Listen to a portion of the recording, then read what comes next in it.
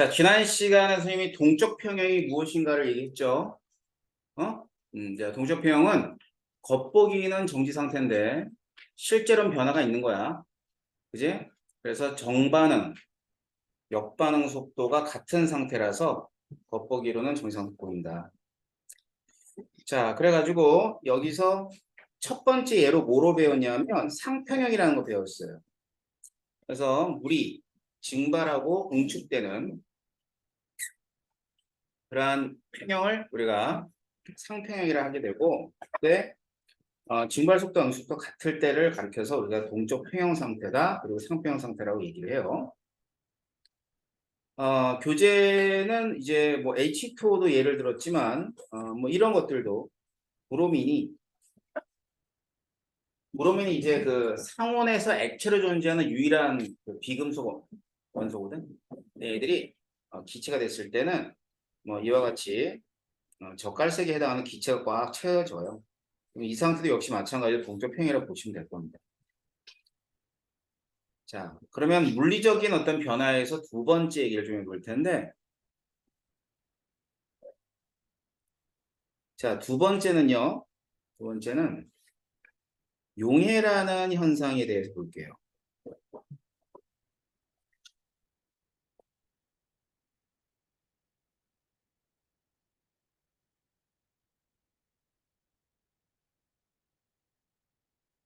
자, 용액에 관해서는 이제 중학교 과학과정에서도 나옵니다. 용액에 대해서는. 그래서 물이 있다. 여기에 설탕이 있다고 할게.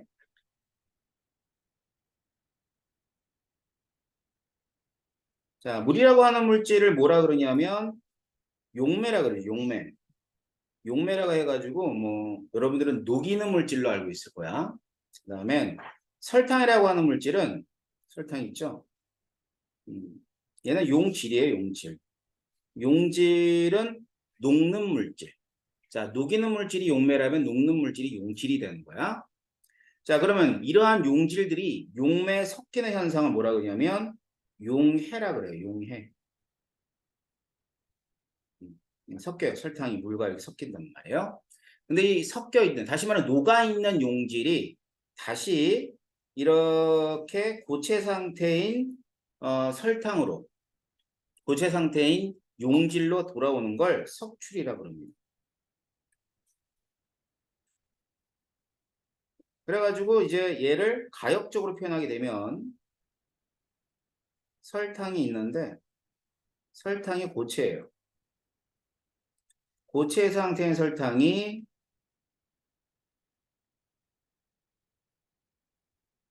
녹는 거.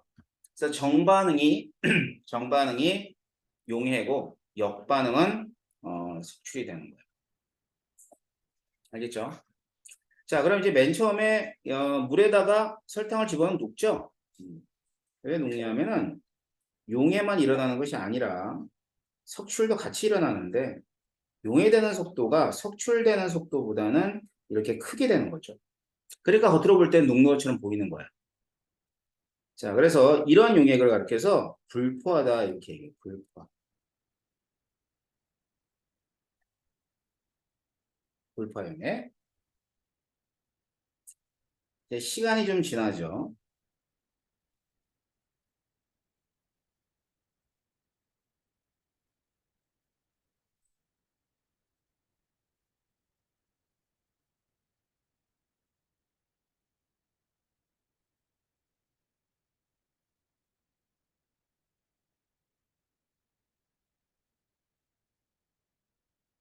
자, 시간이 지나면은 어떻게 돼 있냐면 이제 물에 설탕이 이렇게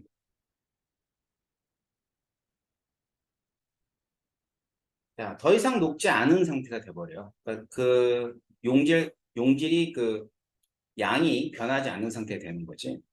그러니까 이건 더 이상 녹지 않는 것이 아니라 이렇게 용해가 일어나죠. 용해가 일어나는 속도하고 석출이 일어나는 속도 같단 말이에요.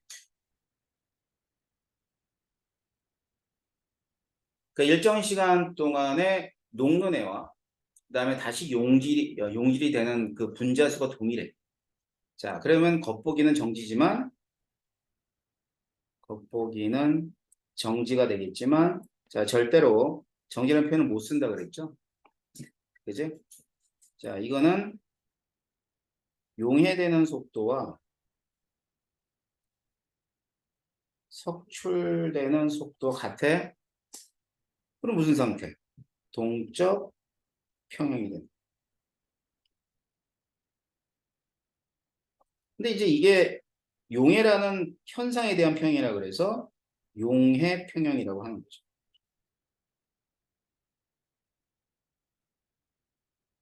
알겠지? 자, 이렇게 용해 평형에 도달했을 때 이용액을 포화라고 그래요, 포화.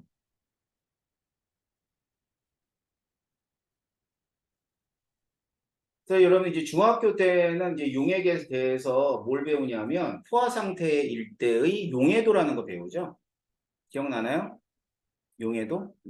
자, 그래서 그 용해도는 이런 포화 상태에 해당하는 용액에서의 녹아있는 용질의 양을 우리가 이제 용해도라 그러는데 그 상태를 우리가 동적 평형이라고 생각하는 거예요. 그렇게 되면 이제 얘가 맨 처음부터 녹을 때하고 그다음엔 다 녹았을 때 시간에 따라서 속도를 한번 보게 되면 앞에서 봤던 그 상표형과 다를 건 별로 없어. 용해되는 건 온도가 일정하면 똑같아요. 이 용해 속도. 물론 온도에 따라서 용해 속도는 달라질 수 있어. 자, 어떤 물질은 온도가 높을 때 잘 녹고 어떤 물질은 온도가 낮을 때 잘 녹고 그래요. 그런데 이게 좀 조금 더 어려운 얘기지만 온도는 무조건 높으면 속도는 커져. 양은 달라질 수 있어. 알았지? 그래서 이제 온도에 따라서 달라져요. 근데 여러분들이 이제 온도가 일정하다고 가정하게 되면 용의 속도는 똑같다라고 보면 돼. 석출되는 거는 맨 처음에는 없을 테니까 용질들이 점점점 녹으면서 그 양이 늘어나요. 그럼 이거는 뭐에 해당하냐면 얘는 석출 속도에 해당합니다.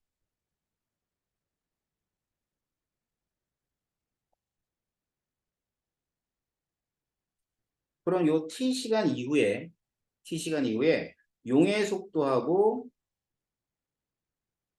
용의 속도하고 석출 속도가 같아요. 자, 그럼 이 t시간 이후를 가리켜서 이 뭐라 그러냐면 평형이라고 하는 거예요. 평형. 알겠죠? 근데 그건데 이제 어떤 평형이다? 용의 평형이다라고 얘기해 주는 거죠.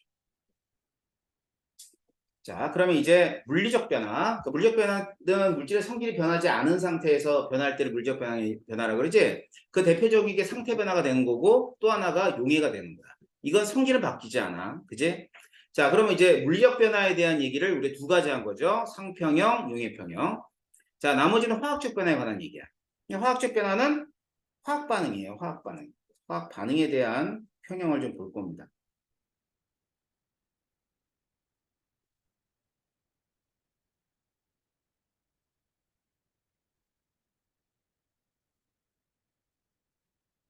어떤 예를 들 거냐면 N2O4가 있고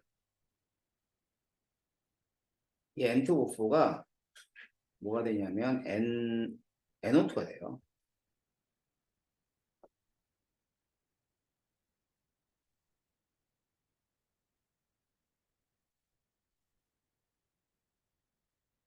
자, N2O4가 NO2가 되는 반응을 정반응, NO2가 N2O4가 되는 반응을 역반응이라고 표시한 겁니다. 그런데 이 물질들은 특징이 있어요. 어떤 특징이 있냐면 N2O4는 색깔이 없어요. 무색이에요.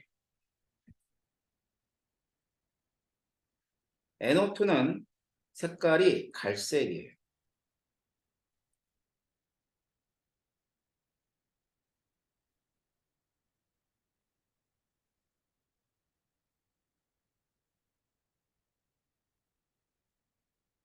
자, 지금 일정한 부피 용기에다 뭐를 집어넣을 거냐면 둘 중에 하나를 집어넣을 건데 N2O4를 집어넣을 거예요.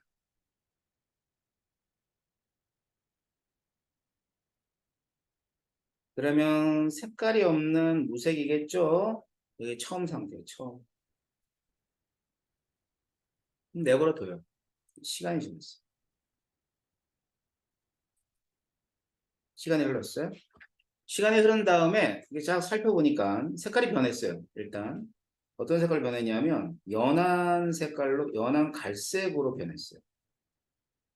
그리고 색깔 변화는 없어. 연한 갈색 그대로 유지하는 거지. 어느 정도 충분히 시간이 지난 다음에. 그러니까 연한 갈색으로 변했다는 것은 N2O4도 있지만 NO2도 있다는 뜻이에요. 그죠? 근데 그 연한 갈색 그대로 유지하는 거야. 그대로 유지한다는 것은 N2O4가 NO2가 되기도 하고 NO2가 N2O4가 되는 이 속도가 같다는 뜻입니다. 반응이 멈췄은 게 아니라. 알겠지? 그럼 같은 얘기잖아. 겉보기는 정지야. 근데 역시 정지는 안 돼. 그냥 겉보기로만 정진 거지. 정반응 속도. 그럼 정반응은 이렇게 반응식을 썼을 때 왼쪽에서 오른쪽을 정반응을 했죠. 그러니까 이게 정반응 속도였고 이건 역반응 속도였고. 그래서 정반응 속도하고 역반응 속도가 동일해요. 그래서 겉보기는 정지 상태처럼 보여. 자, 이걸 화학적 변화에 대한 평형이라 그래서 이런 상태를 화학 평형이라고 하는 거예요.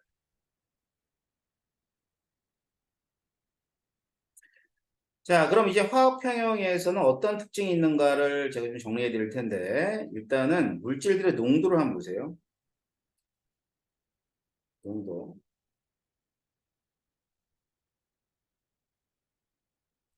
자, 농도는 무조건 몰 농도입니다. 일정 부피에 대한 몰수야. 용질의 몰수. 근데 이제 부피는 동일하잖아. 음. 그러면 맨 처음에 뭐만 집어넣냐면 N2O4만 집어넣었어요.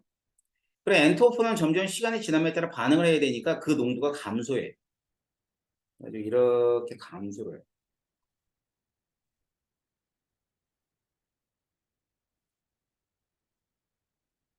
거기에 반해서 NO2는 증가해요. 이거는 N2O4가 되는 거고 이렇게 큰 가로 하면 이게 농도거든요. 그럼 이거는 NO2의 농도가 되는 거예요. 그래가지고 요 T 시간 이후에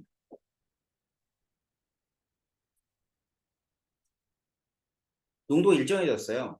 그럼 시간 T까지 요만큼이 반응했고 이만큼이 생성됐어. 근데 이 반응하고 생성된 양은 무조건 뭐를 따라가냐면 여기 있는 개수 B를 따라가요. 그러니까 몇 대 몇이 돼야 돼? 1대 2가 돼야 돼. 알았지? 그러니까 반응물과 생성물에 있는 개수 B에 따라서 물질들의 농도가 변한다는 거예요. 이해됩니까? 자, 그렇다는 얘기는 평형에서의 첫 번째 특징은 반응물의 농도와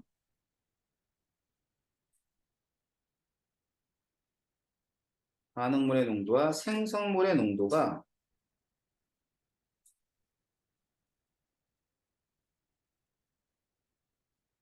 일정하다. 반응물과 생성물의 농도가 일정하다.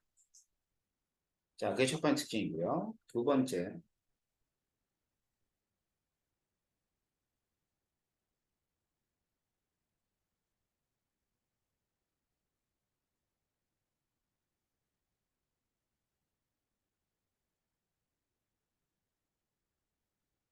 시간. 자, 우리 그 앞에서 그 상표형이나 용해 표현은 용해나 또는 증발 속도가 똑같았지. 이건 안 돼. 물질들이 반응할 때 그 반응 속도는 반응하는 물질의 양에 따라 달라집니다.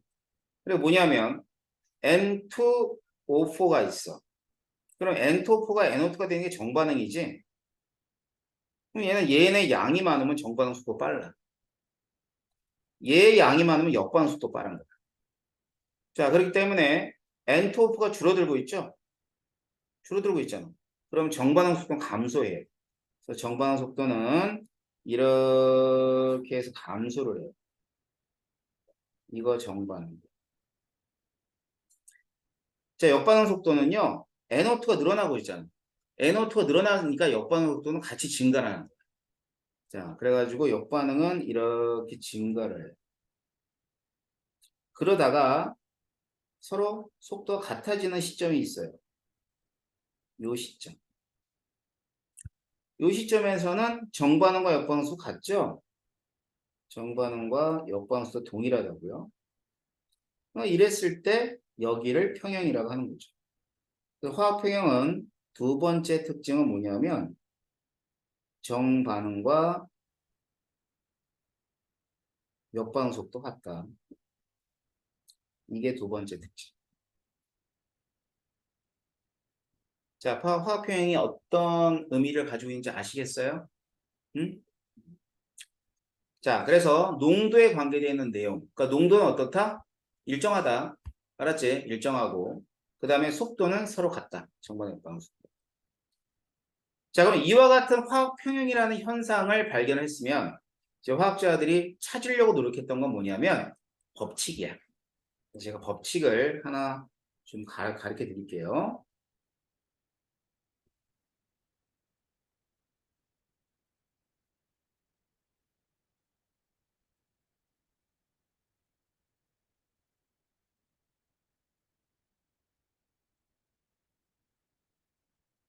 우리가 금방 했던 반응을 예를 듭시다.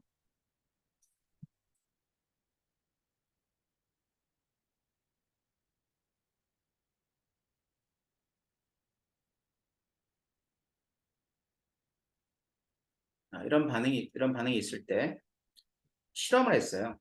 어떻게 실험했냐면 아까 N2O4를 집어넣었잖아. 근데 N2O4의 초기 양을 달리한 거야. 뭐 어떤 건 1만큼 집어넣고 어떤 건 10만큼 집어넣고 이렇게 양을 달리할 수 있잖아.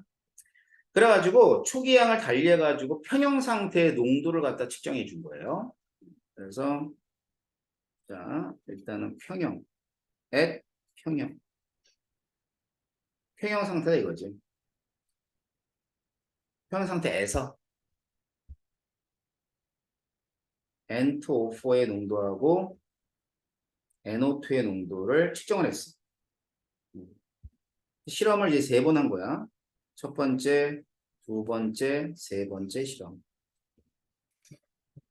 그랬더니만 어떤 반응은 이렇게 됐고요. 어떤 건 이렇게 나왔고요. 어떤 건 이렇게 나왔어.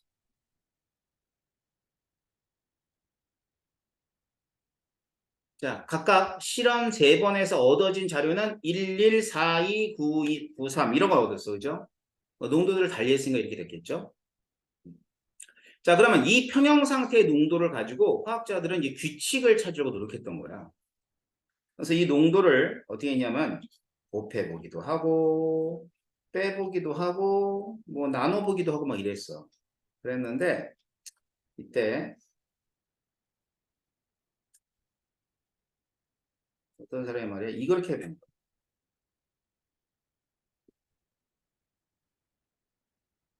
NO2의 농도의 제곱 이렇게 해봤단 말이야. 자, 그러면은 첫 번째 실험에선 이 값이 얼마 나와요? 1 나오죠. 두 번째 실험도 1 나오죠. 세 번째 실험도 1이 나오죠. 그지? 그렇게 해서 발견한 게 바로 이와 같은 값을 평형상수라고 하는 겁니다.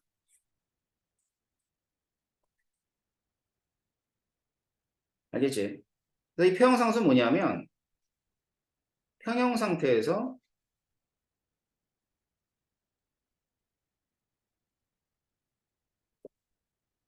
반응물과 반응물의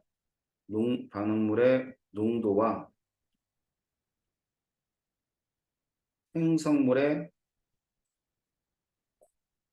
농도 비야. 자, 비율이라고 비율. 자, B는 이런 거잖아. 1이 있으면 1보다 클 수도 있고 작을 수도 있는 거지. 비율이니까. 알겠지? 비율이면 뭐 아무튼 뭐 50%도 있는 반면에 2000%도 있는 거죠. 그죠? 이게 바로 비율이에요. 그래서 이제 우리 일반회에서 써주면은 이렇게 한 거야. 어떤 반응이 있어.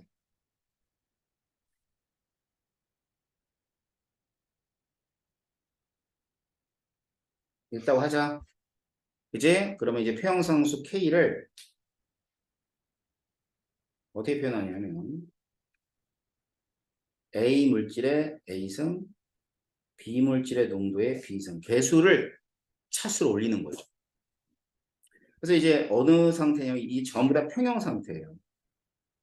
평형 상태에 농도를 대입해 주는 거죠. 그러면 이 값을 가리켜서 뭐라고 하냐면 얘를 평형상수라고 그래요. 자, 평형상수는 여러분들이 가지고 있는 주민등록번호하고 같아. 그러니까 각각 사람마다 주민등록번호가 다르죠. 모든 반응의 평형상은 다 다릅니다. 알겠어요? 자, 그래서 평형상수 딱 보게 되면 자, 이 값이 1보다 되게 커. 뭐 1000, 만 이렇게 나와. 그럼 그 얘기가 뭐야? 얘가 얘보다 많다는 뜻이지. 그렇잖아요. 분모 분자니까. 여기 있는 값이 더 많다는 뜻이지.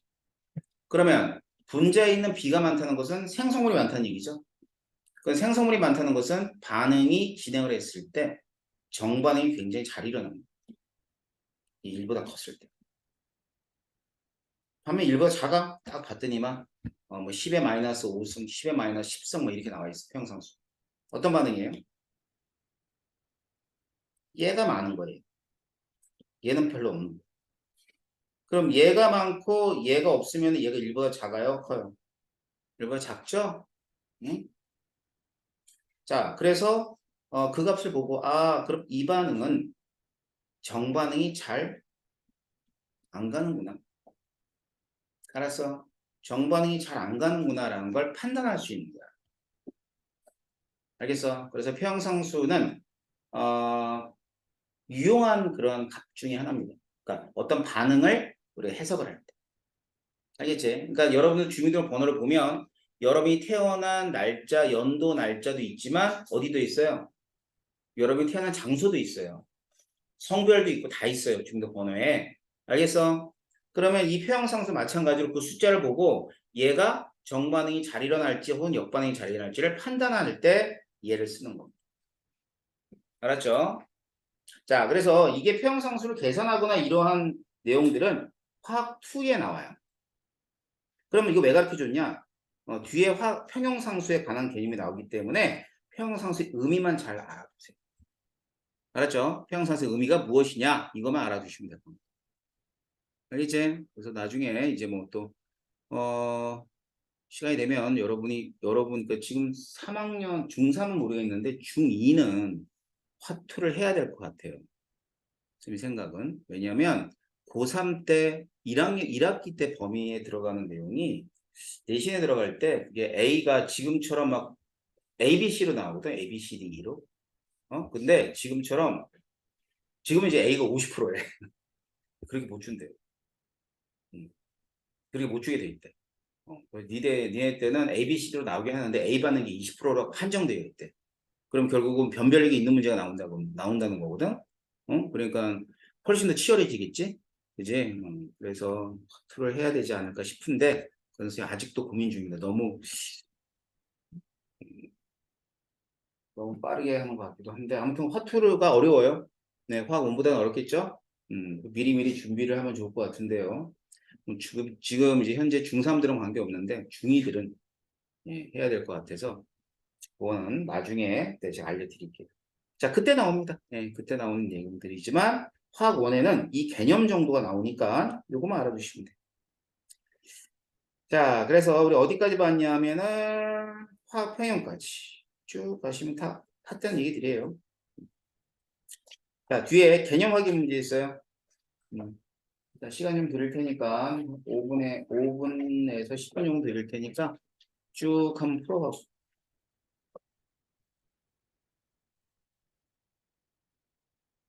다음 시간까지 숙제는 대표 자료 문제에서부터 시작해서 여기까지 숙제예요. 235페이지까지. 자, 개념 확인 문제는 지금 풀어보세요. 그리고 다음 주에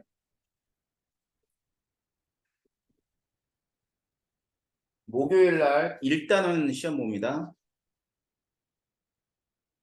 준혁이 할 수 있겠어? 교재 문제만 풀어. 응? 너 카페 가입했니? 너 카페에 보면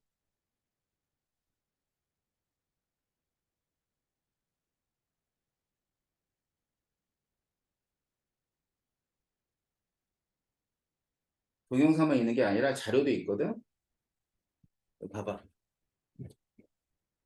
보면 어딨냐? 5일 개념 완성반. 여기다. 자료. 여기 자료실이라고 있을 거야. 5일, 고2 내신 대비 자료실에 보면, 여기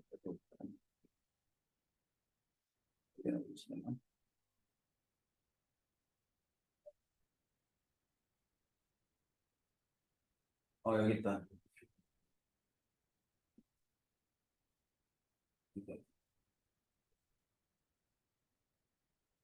고2 내신, 고2 내신.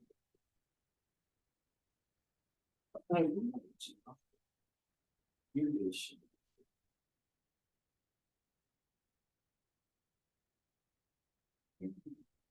여기다. 5일 내신에 들어가면 5일 화학원 개념 완성반 교재 정답이라고 돼 있어. 응? 지금 우리 교재의 정답이야. 누르면 있을 거야. 그렇지?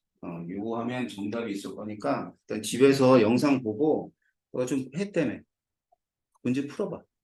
알았어. 일단 테스트는 너도 같이 할게. 다음 주 목요일 날 일단은. 자, 시험 범위는 교재에서만 나와요.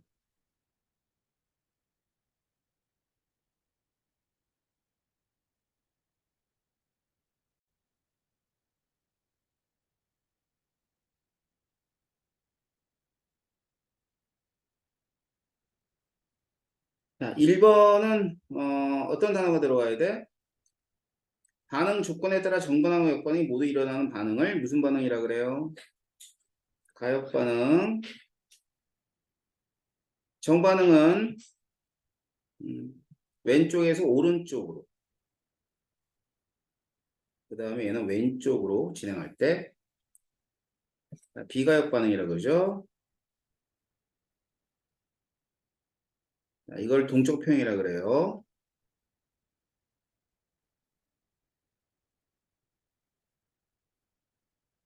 그 다음에 얘는 이제 상평이에요. 상평. 그 다음에 용해평형.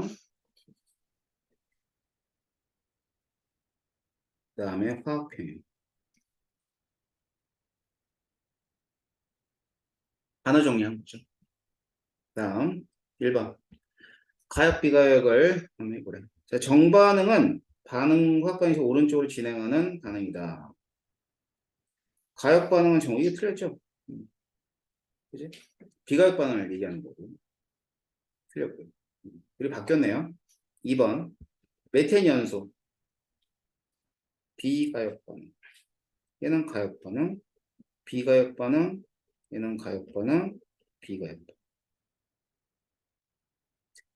자, 그다음 밀폐된 용기에 물을 넣고 충분한 시간이 지나면 물의 양이 일정히 유지되는데 이는 물의 증발 속도와 수증기의 응축 속도가 같은 상평형 또는 동적 평형 상태에 도달했기 때문이다라고 씁니다.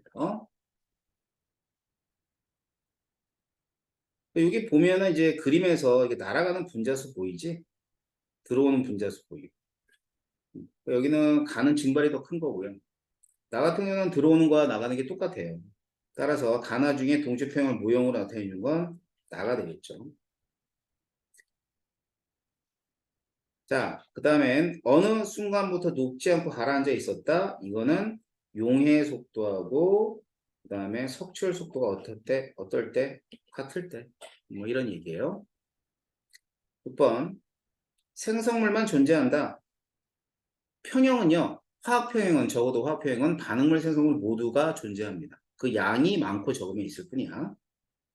자, 반응이 멈춘 상태 아니라 그랬고요. 이건 맞고요. 이건 맞죠. 자, 어디로 가시냐면요.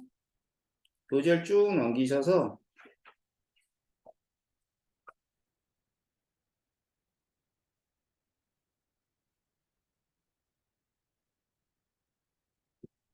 일로 한번 가볼게요. 자, 페이지는 284페이지.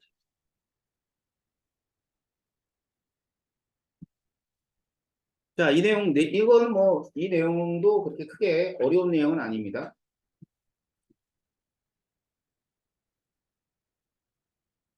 자, 이거 이제 아마 중학교 3학년 부분인가? 2학년 부분인가? 살짝 헷갈린다.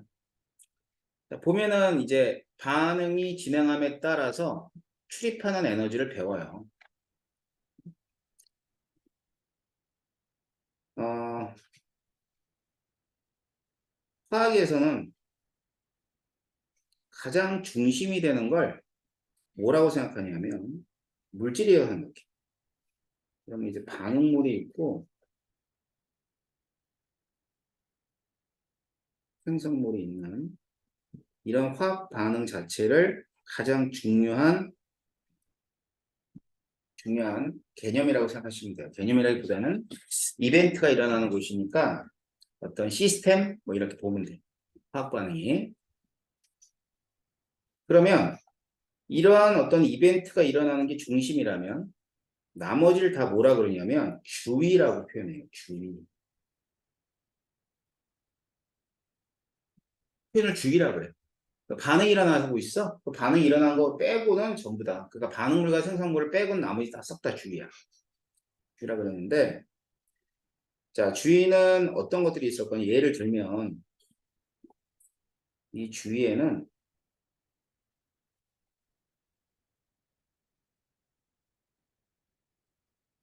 자, 우리가 수용액에서 반응이 일어나요.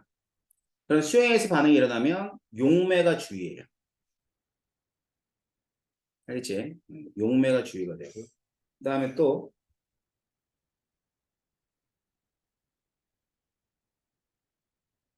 반응 용기도 주위가 됩니다. 그 다음에는 뭐 공기도 주위가 돼요. 그 밖에 자, 우리는 뭘까? 우리 사람은 뭘까요? 사람은 당연히 주위예요. 알겠지? 자, 그러면 반응물이 생성물이 될 때 이 주위하고 이제 교환을 하는 건 뭐냐면 에너지를 교환을 해요. 주위한테 에너지를 주기도 하고 주위한테 에너지를 뺏어 오기도 하고요. 왔다 갔다 에너지를 교환을 해요. 자, 그러면 반응물이 생성물이 될 때 에너지가 나왔는지 들어갔는지를 어떻게 하냐면 당연히 주위에서 온도 변화를 통해서 아는 거야. 그러니까 우리가 주의라 그랬지. 사람이 느낄 때 온도가 올라갔어. 따뜻해졌어. 그러면 반응하는 애들이 생성물이 될 때 이렇게 열을 내놓구나라는 걸 알 수 있는 거야. 이런 걸 이제 발열이라고 그래요. 자, 반대. 우리가 느낄 때 반응이 일어났어요. 반응이 일어났는데 온도가 아이고 낮아졌어. 그러니까 차가워진 거야. 그러면 열이 다시 반응하는 쪽으로 들어간 거죠. 주위에서 반응물의 생성물이 되는 이 반응으로 들어간 거예요. 알았어? 그러니까 이걸 흡열이라고 그래. 이해됩니까? 네, 그래서 모든 반응은 이와 같이 발열과 흡열 딱 두 가지로도 나눠집니다. 그러면 첫 번째는 뭐냐면은 발열인데 이 발열이 이런 거야. 자, 순서대로 잘 기억하면 돼. 자, 주위 온도를 측정했더니만 주위 온도가 올라갔대. 그러니까 주위 온도가 올라갔다는 얘기는 열이 뭐 했다는 얘기예요? 열이 빠져나왔다는 뜻이겠죠. 그럼 열이 빠져나왔다는 얘기는 생성물이 될 때 에너지가 낮아진 거야. 다시 말하면 반응물과 생성물의 에너지는 생성물의 에너지가 더 낮은 상태가 되는 거지. 그럼 낮은 상태로 됐다는 걸 우리가 짐작을 하는 거야. 그러니까 물질을 딱 보고 이 물질의 에너지가 큰 거야, 에너지 작은 거야 판단을 못 해. 그러니까 우리는 어떻게 알 수 있냐면 주위 온도가 낮아진 걸 통해서 올라간 걸 통해서 반응을 할 때 열이 나왔으니까 결국 생성물의 에너지가 반응물의 에너지보다 작겠구나라는 걸 예측을 할 수 있다. 이해돼? 자, 그래서 이런 반응을 가리켜서 뭐냐면 발열 반응이라고 합니다. 열이 방출되는 반응이며 자, 생성물의 에너지 합이 반응물의 에너지 합보다 작은 반응을 뜻합니다. 자, 그럼 발열 반응은 어떤 게 있냐? 얘가 중요해요, 얘가. 발열과 흡열을 구분하는 문제들이 출제가 되니까. 자, 먼저 뭐 대표적인 게 연소. 연소 있죠? 뭐 메탄이 연소라 그랬는데 모든 연료들의 연소들은 발열이에요. 에탄올이 타도 발열. 응? 아니면 뭐 프로페인이 타도 발열. 연소가 이제 발열이 되고요. 그다음 금속과 산의 반응. 금속하고 산이 반응했을 때도 발열이에요.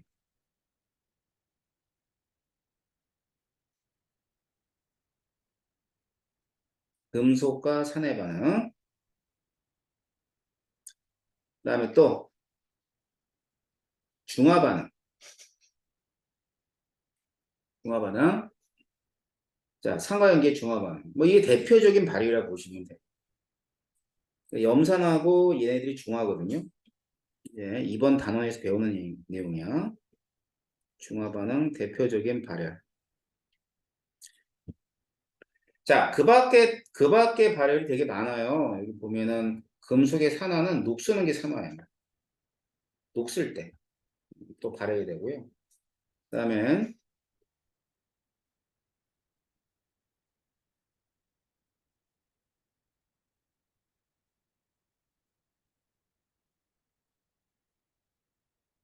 NaOH가 고체 상태에서 용해가 일어날 때 발열. 그러니까 용해가 일어날 땐 뭐 발열도 있고 흡열도 있어요. 이런 애들이 전부 다 발열 반응이라고 보시면 될 거고요. 그다음 이번에는 어떤 반응이 일어났는데 주요 온도 측정이 있죠.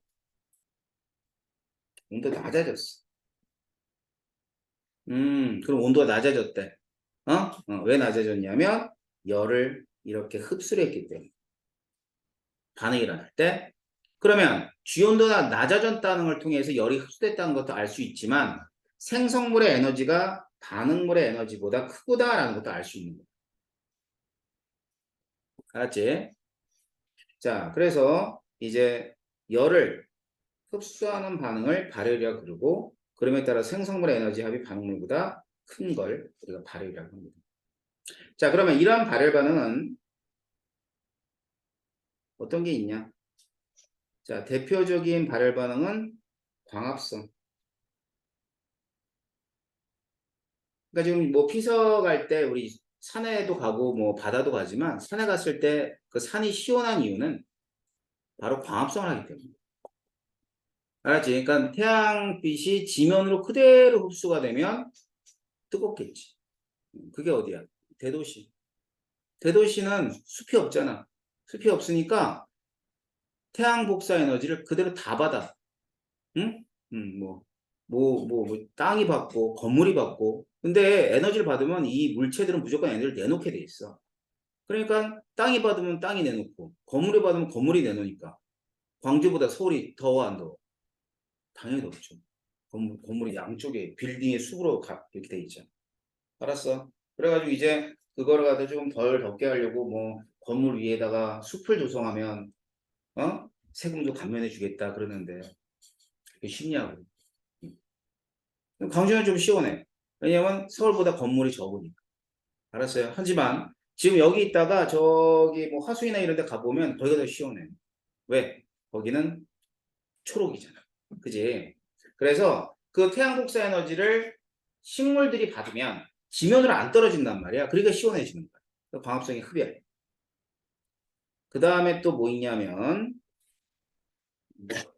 열분해도 있고 전기분해도 있어요. 열분해, 전기분해. 그러니까 열을 이용해서 물질을 분해한다든가 전기에너지를 이용해서 물질을 분해하는 건 전부 다 흡열. 자, 그 밖에 뭐 수산화 발염하고 질산 암모늄의 반응도 있고요. 그 다음에 이제 용해열 같은 경우는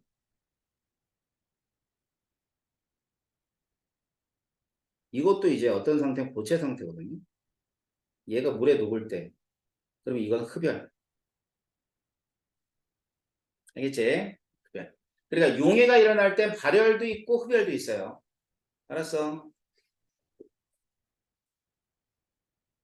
자, 그래서 이런 반응을 흡열이라 그러고 이러한 흡열 반응과 발열 반응을 이용하는 그 얘들은 봐봐요. 뭐 조리형 발열팩 이걸 본 적이 있나 모르겠네. 뭐 야영 같은 데 가면 쓰기도 하고요.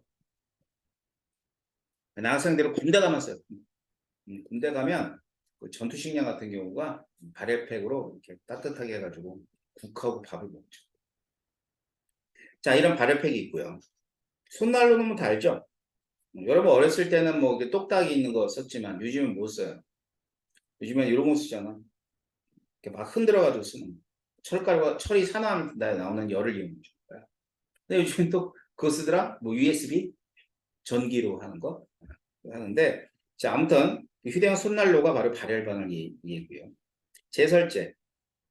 자 염화칼슘이 물에 녹을 때 발열이야. 그러니까 염화칼슘 뿌리면 염화칼슘이 눈에 녹으면서 발열이 되니까 눈이 녹겠죠. 그지? 그래서 그런 것들이 이제 발열 반응 얘기를 이용하는 거고 냉찜질팩.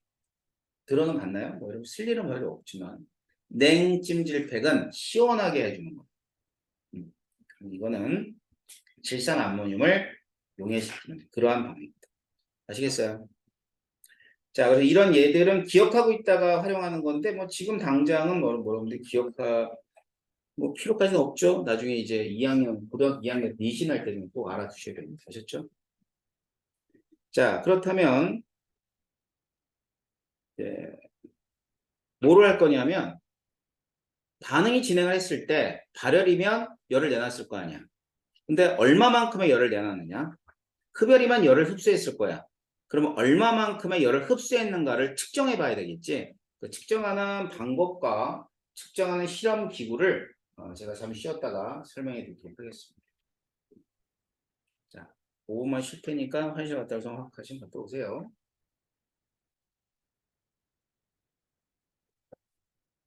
거예요. 자, 일단 그 열량에 관한 얘기는 중학교 3학년 과정에서 나옵니다. 그죠? 네? 뭐냐면 Q죠, Q. 열량은 Q라 그러는데 Q는 시멘트 이렇게 얘기해요. 단위는 일단 줄의 단위거든요. 자, 그럼 이 Q는 시멘트인데 이 Q가 열량이에요.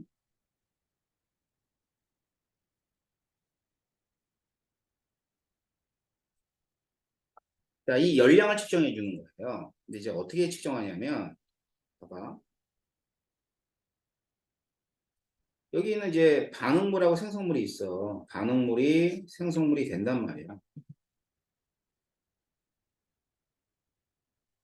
이렇게. 근데 이 반응물이 생성물이 되는데 이 반응물과 생성물한테는 물어볼 수가 없잖아. 너 얼마만큼 열을 내놨니? 그지? 너 얼마 열을 흡수했니? 라는 걸 물어볼 수가 없어. 그러니까 이 주위에다가 특정한 물질을 갖다 놔. 물질을 갖다 놓으면 얘네들이 반응을 할 때 열을 내놨다면 물질의 온도가 올라갔겠죠. 그지? 아니 이 물질이 열을 받았으니까 온도가 올라갔을 거 아니야. 그럼 이 물질이 받은 열량을 이용해 가지고 반응을 했을 때 얼마만큼 열이 나오는가를 측정해 줍니다. 알았어요? 자, 또는 이제 반응을 할 때 이 물질로부터 열을 가져가 버리면 물질의 온도가 낮아질 거 아니에요. 그럼 물질이 얼마만큼의 열을 잃었냐를 통해서 반응할 때 얼마만큼의 열을 흡수했는가를 알 수 있겠지. 알았지? 그러니까 결국은 어떻게 측정하냐면 이 물질이 얻거나 이런 열량을 측정해 주기 위해서는 바로 이와 같은 관계식이 필요해요. 알았어? C는 뭐에 해당하냐면 물질의 비열이고요. 나머지 뒤에 있는 건 안 쓸게요. M은 당연히 질량이겠죠. 델타 T는 온도 변화에 해당합니다. 그래서 이 비열은 물질 1g을 1도씨 높이는데 필요한 열량이기 때문에 물질의 특성이야. 알겠지? 물질의 특성. 그래서 열량은 어떻게 보냐면 시멘트 델타 T 그래가지고 이렇게 구하게 되는 거죠. 일단 이 두 가지만 기억합시다. 연령량은 좀 이따 다시 어떤 물리량인가 알려줄게요. 자, 이건 이제 우리 중학교 때 다 배우는 것들. 알았죠? 자, 그럼 이런 걸 이용해가지고 뭘 하냐면 이제 열량계.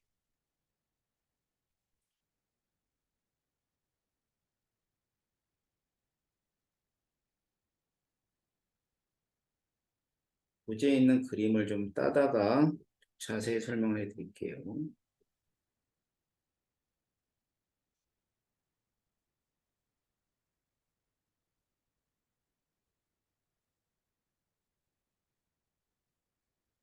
자, 열을 측정하는 그런 실험 기구가 있는데 지금 뭐 우리 교재에 나와 있는 예 있어요.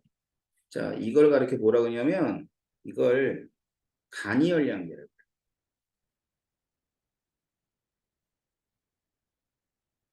하고요. 다른 말로는 스티로폼 열량계라고 하기도 해요.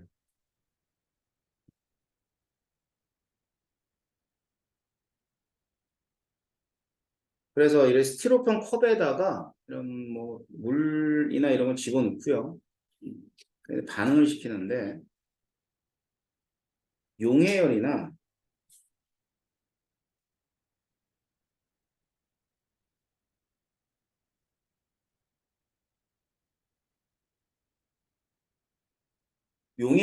중화열을 측정할 때 씁니다.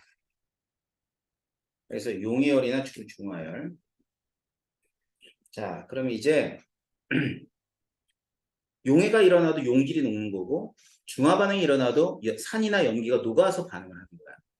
그렇기 때문에 자, 열이 나왔다고 가정을 할게. 그러면은 이렇게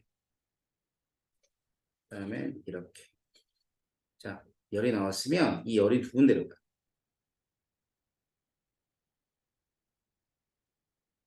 어디로 가냐면 일단 수용액.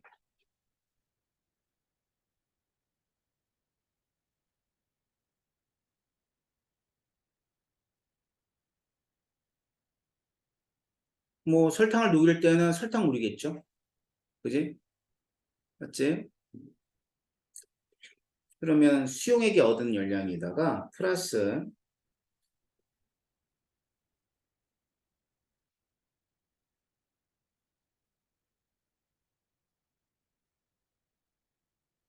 스티로폼 컵일 때 스티로폼 컵이 열량계라 그랬잖아.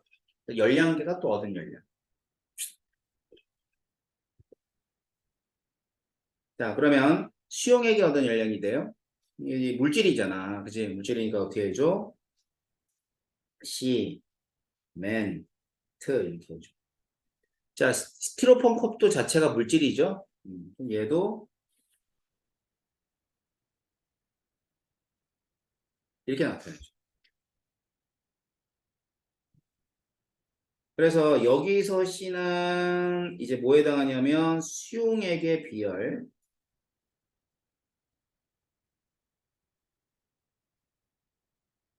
여기서 M은 수용액의 질량이에요.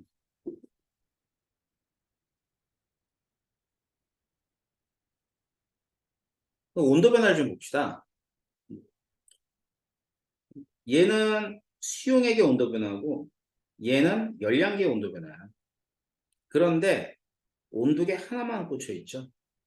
왜 그러냐면 어떤 열량이든 간에 이제 열적 평형이라는 평형이라는 가정이 들어가요. 열적 평형은 뭐냐면 붙어있는 물체들의 온도는 서로 같다야. 그래 결국 온도계 하나만 설치한 이유는 수용액의 온도 변화가 열량계 온도 변화하고 똑같다는 가정이에요. 알겠죠? 그러면 여기서 나타내주고 있는 거는 무슨 온도냐면 이 온도계가 나타내주는 건 무조건 주위 온도야. 알았니? 왜냐면 온도계 자체가 주위잖아. 주위가 될 거 아니야. 온도계가 얘가 반응하는 게 아니잖아. 그러니까 이 온도계에 표시하고 있는 건 무슨 온도라고? 주위 온도라는 걸 기억하세요. 그래서 온도가 올라가면 발열이고 온도가 낮아지면 흡열이. 이해돼? 좋아요. 자, 그러면 우리 열량계로 한번 가보자. 열량계의 온도 변화는 어차피 수용의 온도 변화 같다는 거 알았고 이 열량계라고 하는 것은 공장에서 찍어서 나오기 때문에 그 물질의 질량과 비열을 정확하게 측정해서 이 두 놈을 곱하면 얘를 열용량이라고 해요. 여러분 이제 처음 이제 보는 물리량이야. 알았지? 열용량은 라지 C를 씁니다. 스몰 C는 비열, 라지 C는 열용량. 그래서 비열과 질량을 곱한 값이에요. 교재 나왔으니까 잠깐 볼까요? 자, 열용량은 어떤 거다? 자, 비열과 질량 곱한 값이다. 그렇기 때문에 단위가 주울포 도시죠. 그러니까 물이 100g과 200g의 열용량 다른 거야. 알았지? 그러니까 물의 비열은 같아 안 같아? 물의 비율은 같아요. 물의 비율은 변하지 않는 값이야. 그거는 이제 물질의 특성이기 때문에. 자, 근데 열용량은 물이 100g이냐, 물이 200g이냐 따라 달라지는 값이 열용량. 자, 그래서 열량계는 이와 같은 열용량을 곱해서 나타내 주는 겁니다. 그러면 온도 변화는 동일하지? 여러분, 온도 변화는 같아요. 델타 T는 동일하죠? 맞죠? 그러면 이 식은 이렇게 바뀔 거야. C맨하고 연령량 RGC 이렇게 해놓고 델타 T. 알았죠? 그러면 이제 단위가 어떤 단위가 되냐면 줄이란 단위를 얻게 됩니다. 자, 그러면 이때 반응열,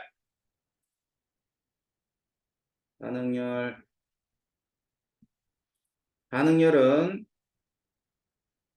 측정한 거 이거 하고요.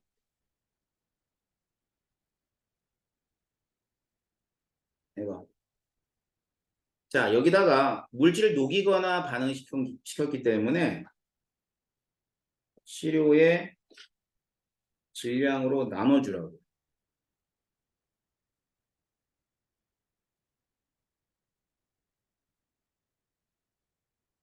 알았지? 그럼 얼마가 되냐면 단위가 줄 퍼 그램이 돼.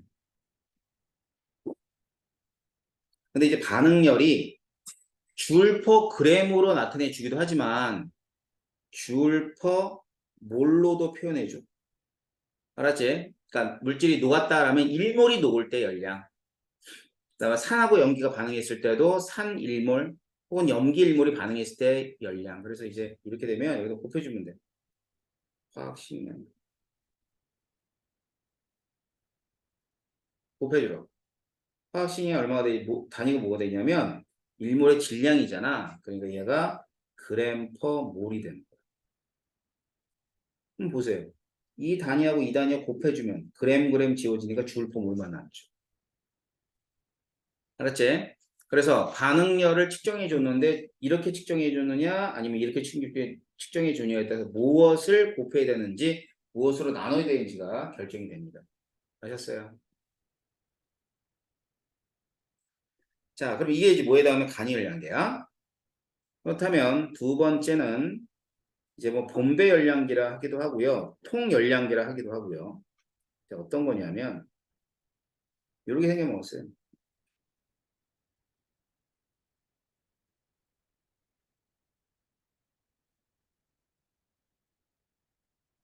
보세요.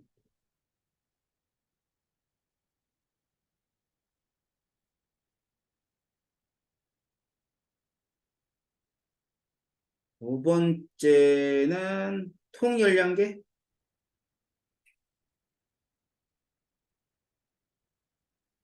다른 말로는 봄배 열량계.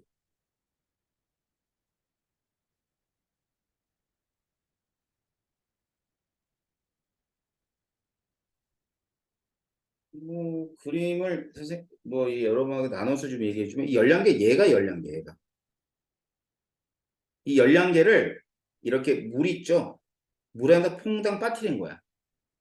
빠뜨려 놓고 그 주변에는 이제 이렇게 이제 뭐예요 단열 있죠 스티로폼 하나 이렇게 막아놓은 거예요. 그 열량계는 얘만 열량계. 알았지? 그래서 열량계를 물에다 담궈 가지고 이제 실험을 하는 거죠.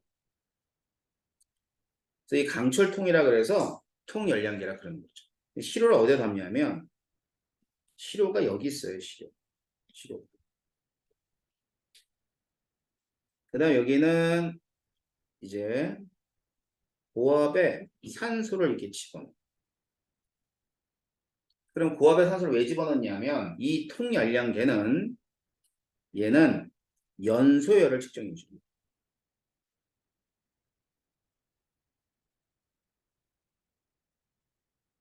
알았어? 이건 무조건 딱 한 가지 종류의 반응이야. 연소열만 측정해 주는 게 통열량계. 그래서 이 점화선 보이죠? 점화선. 이 점화선으로 전기 스파크를 딱 일으켜가지고 이 강철통 안에 있는 시료를 타게끔 만들어. 무조건 발열이에요. 발열. 그럼 봐봐. 열이 말이죠. 나와서 어디로 가냐면 강철통으로 당연히 가죠. 너무 두껍다. 자, 강철통으로 가죠. 발열이니까. 근데 이 열이 이쪽으로도 가요. 물로도. 알았지? 그러니까 물이 얻은 열량과 열량계가 얻은 열량 이건 정확히 두 가지야. 그래서요. 이 내용이 다를 건 별로 없어.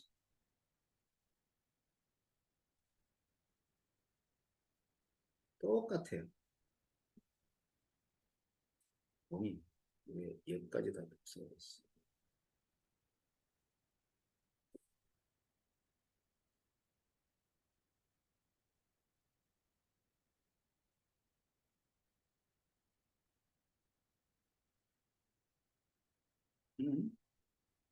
난 이 그림이 필요가 없는데. 잠시만요. 아, 이거 됐구나.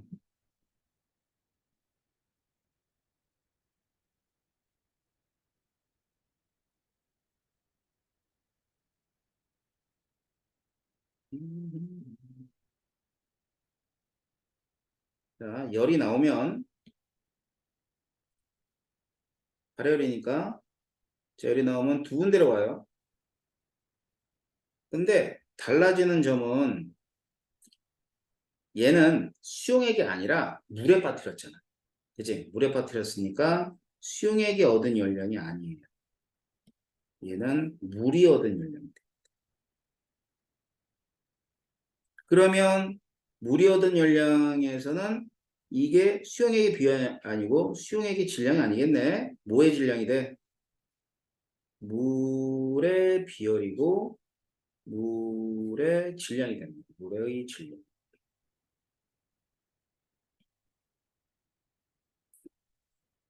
뭐가 달라진 줄 알겠어요? 자, 온도계는 하나만 꽂혀 있지. 역시 무슨 평형이에요? 열적 평형.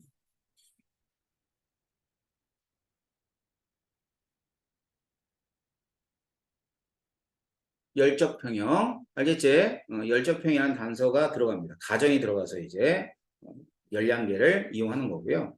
온도가 똑같다는 얘기야. 강철통이나 물이나. 알겠지? 그 다음에 여기 보면 이 강철통으로 되어 있죠. 그럼 이 강철통에 강철의 비열과 질량을 이용해서 연료량이 이렇게 설명서에 적혀 있어요. 근데 간이열량계는 선생님 분명히 이렇게 써줬지만 대부분의 문제에서는 이 뒤에 쪽 부분 있죠. 이 뒤쪽 부분을 무시를 합니다. 문제에서는. 결국 수용액이 얻거나 잃은 열량을 이용해서 열량을 측정해줘. 그렇게 제일 많아. 무시하고. 그러니까 열량계가 이제 스티로폼으로 돼 있잖아. 단열 역할을 해주는 거거든. 그래서 이 뒤에 있는 부분을 무시하고 앞에 있는 내용으로만 열량을 측정하는 경우가 많이 있는데 통열량에는 절대로 무시할 수가 없어요. 총열량의 이 전체를 다 고려를 해야 돼. 알겠지? 자, 그래가지고 이건 연용량을 여기다 대입해 줍니다. 자, 달라지는 게 어디서 달라질 줄 알겠지? 자, 물이던 열량이니까 물의 비율 쓰고 물의 질량 쓰는 거야. 그 다음에 열량계, 연용량 그대로 이용해 줘. 자, 그 다음 연수 있죠? 이게 무조건 발열이야. 그러니까 이제 온도가 올라간단 말이야. 온도 무조건 올라가요. 그러면 여기다가 몇 g의 시료를 넣는가를 이용해서 이렇게 계산하면 J/g이 되고요. 그 다음에 이 물질, 뭐 메테인을 태울 수도 있고 알코올을 태울 수도 있잖아. 에탄을 태울 수도 있잖아. 그리고 여기에 화학식량을 곱하게 되면 J/몰을 얻게 되는 거죠. 알았지? 그러니까 우리 연소율이에요. 이게 정확히 얘기하면 이 반응열은 반응열인데 이게 통열량계는 무슨 열이라고? 연소율을 측정해 주는 거예요. 자, 간이열량계하고 통열량의 차이점 알겠어요? 아주 작은 차이점이야. 다 똑같아. 알았지? 그래서 이걸 이용해서 반응열을 측정해 주는 겁니다. 자, 그래서 선생님이 설명한 부분이 있어요. 설명한 부분은 어디까지냐면 우리 교재로 따지면 여기 이게 다 한 거예요. 그러니까. 자, 집에 가셔서 이건 실험이야. 탐구자를 한번 읽어보시고 개념 확인 문제 풀어보시고 숙제가 어디까지냐면 당연히 열량계 부분이죠. 열량계에 해당하는 내신 문제만 풀어오시면 됩니다. 알았지? 여기까지. 자, 뭐야? 숙제? 내신 문제야. 알았지? 다음 주 목요일 날 선생님 뭐 한다 그랬어요? 일단은 문제 테스트 한다 그랬어요. 맞죠? 17일 날.